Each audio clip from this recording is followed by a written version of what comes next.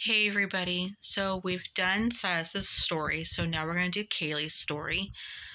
She was born in the beginning of spring break of 2020. We went in the hospital, everything was normal. The next day, Steven started having more protocols that he had to do to get back in the hospital.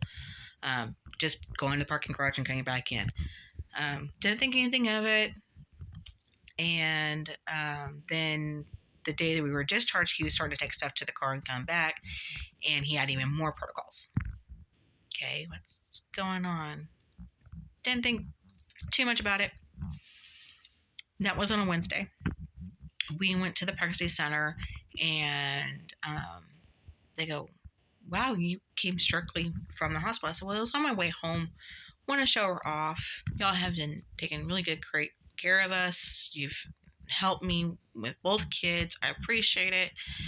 And they go, "Thank you for bringing her. Do you have everything for her?" I'm like, "Yeah, I've got everything. Guess this is how they do it. I've never taken my kids to there after I have them, so thought, okay, everything's fine." Got discharged on a Wednesday. Friday, we went to go get the car done because we already had it scheduled to do it.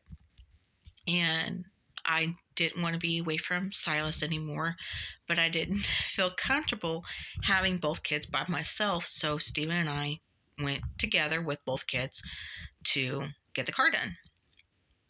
And everybody goes, "Do you know what's going on?" And I said, "No, what's going on? We're in the middle of a pandemic. Why do you have this baby out?" And I said, "First off, she's my kid, my child. Second of all, nobody's going to get close to her because she's in the wrap on my body. They're going to protect my space before they protect her space, so we're good." Okay, whatever. She gets sick, don't come crying to us, pretty much is what they were trying to say. I said, okay, well, guess what? She never got sick. And we did take her out. We took her to the stores all the time. My kids are my responsibility. My parents took care of Silas for me while we were in the hospital for Kayleigh. But when I'm home, my kids are mine. Unless they decide to take them out for a special thing, my kids are with me. Or if they have a doctor's appointment where Kayleigh can't go or Silas can't go, then they have that child so that I can go do that. But like I said, majority of the time, they're my responsibility. But she, like I said, she was a great baby. No issues. She loved baby food. Didn't really have any issues with sensory, except for she did not like to be in the bath. She did not like to have her hair done. We're like, okay, we went do this with Silas. We're okay. No big deal. They kept asking me at her appointments, "Hey, how's her speech?" And I'm like, "Well, it's better than Silas's, so she's great." And they finally asked me, "Hey, how many words does she know?" Well, what do you mean? Are you talking about consistent? Are you talking about words that she says on her own? Are you saying words that we have to lead her to say? And they go, "No, it has to be consistent. It has to be on her own." And I don't remember the number, but it was low. So they said, "Hey, we need to get her in for speech therapy. Let's do the eval and find out for sure." And I said, okay. And waited, I want to say a year to get her on speech therapy because nobody in Bernie did it with our insurance. And so we just had to wait. No big deal.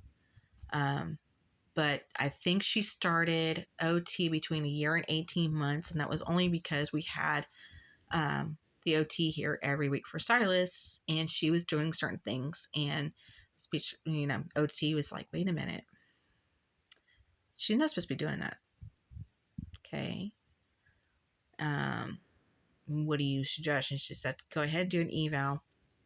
Go to the doctor, get an eval, see if we can get her tested to see if she qualifies. If she doesn't qualify, I'll give you some information. But if she qualifies, then I can work with her every week." So we did that. She did qualify for OT. So she's been doing that weekly. She's doing some stuff ahead of schedule, like her pencil grip is where it would be for like a 78-year-old. She's had it since the beginning of OT pretty much. I mean, if it wasn't right at the beginning, then it was shortly after the beginning. But yeah, she's ahead of Silas in that area. There's other stuff that she's behind on, but we're working on everything. So that's been going on. Well, last year we decided to go to a bicycle swap meet called Frankenbike. Look it up. And we thought that she had a seizure. I'm like, okay, is it a seizure? Is it heat stroke? Whatever. Took her to the doctor. Doctor goes, okay, what did she do? And told her, sounds like it could be a seizure. Let's get her into neurology. Took her to neurology. They did an EEG. Came back normal. Okay. That's one thing off our list. Around the same time that we thought she had a seizure, we noticed that she's scratching a lot. She's got scaly skin a little bit. What do you think that is? And the doctor goes, I think it's eczema. And I said, what can we do? And she goes, well, have you tried doing this? I said, we've tried to do lotion and Vaseline, and she's screaming bloody murder. We don't know what else to do. And she goes, okay, let's get you into the dermatologist. The dermatologist goes, we can give her shots. And I said, she doesn't like shots. She doesn't like doctors. We're not doing this just yet. Well, fast forward to this year, and her eczema is not getting any better. There's days that it's actually worse. So we've changed everything. She'll let us put lotion on it if it's her idea. If it's not, then it's a big blow up. So we say, you know what, it's time for shots. She's getting along better with the doctors.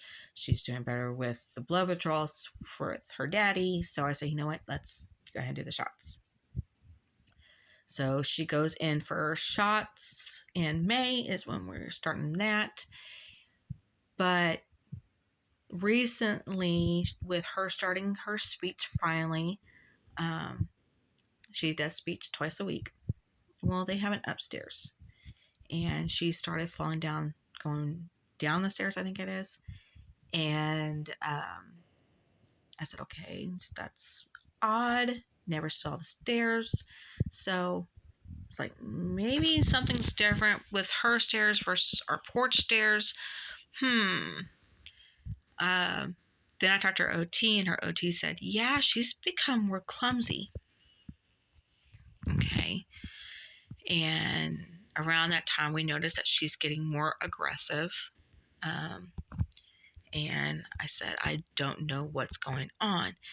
She goes, she could be having a mini seizure that when she comes out of it, she's more aggressive. And she told me it was a certain kind of seizure. I still can't figure it out. The PCP didn't know what I was talking about. She goes, that's a neurologist thing. So I said, okay, let's get her back to neurology. Because no matter what, we got to figure out why she's clumsy if she's not having seizures. What's going on? I've noticed that she'll just stare out in space for a little bit. Nobody else has noticed that, but I have. It's not too terrible just yet. And by the time I get my camera out to tape it for the doctor, she stops. When she has what we think is another type of seizure, by the time we get the camera out, she stops. So we're getting ready to change how we're doing stuff with her. Do periodically videos with her. With her going to the doctor at the end of this month, we'll be doing that more on a day-to-day basis, at least a 5-10 minute video to get to the doctor. Hopefully in those videos, we'll have something to show. We know that there's probably going to do another EEG, hence the haircut. Last time we did an EEG with her, it took us over a week to get the glue out. So I said, you know what? I'm not going to fight her. It just broke my heart too much last year. Let's cut her hair. Let's make it easy on all of us and do it. And I told her, I said, hey, if you sit still, Mommy will do it too. She sat still. She actually did way better than Silas does with his haircuts, and he gets them on a more regular basis than she does. This was her actually first haircut ever, not even a trim, unless you count her bangs. So she did really well. The only thing is like 2 days later, she's like, "Wait, where's my hair?" We're like, honey, do you not remember what we did? But since she sat there like she was supposed to, hence my haircut, yeah, so we get to match a little bit. My hair is just a little bit longer than hers, which is a shocker because everybody thought that her hair was growing faster than mine. And I'm like, no, I can barely pull hers, but yeah, it is what it is. And she's happy. I mean, she's a little bit more cooler when we go for walks right now, so that's a win-win. But yeah, so I will keep y'all updated on what's going on.